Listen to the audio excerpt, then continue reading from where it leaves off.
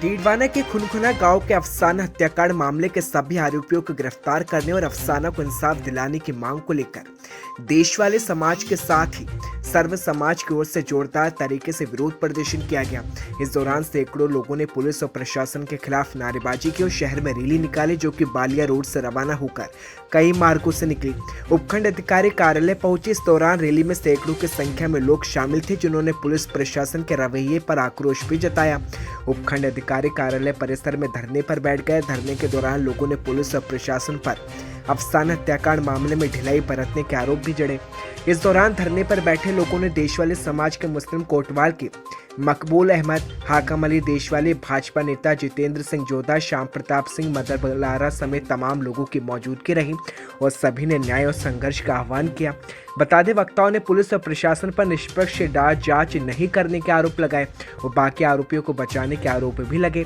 और इसके बाद 14 सदस्यीय संघर्ष समिति सर्व समाज के लोगों की उपखंड अधिकारी कार्तिकेय मीणा, अतिरिक्त पुलिस अधीक्षक विमल सिंह नेहरा से बैठक हुई और इस बैठक में भी लोग प्रशासन के रवैये से असंतुष्ट ही दिखे और एसडीएम चैम्बर में धरने पर बैठ गए।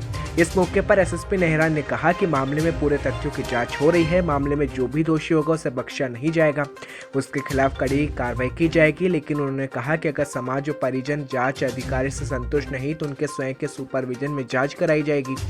इस मौके पर समाज के लोगों ने पीड़ित परिवार को 50 लाख का मुआवजा देने और परिवार के एक सदस्य को सरकारी नौकरी की मांग उठाई है।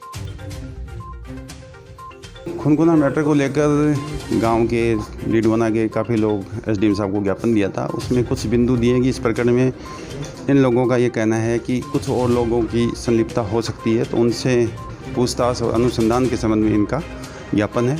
उस संबंध में इनको यही बताया गया है कि इस प्रकरण में निष्पक्ष और त्वरित कार्रवाई होगी।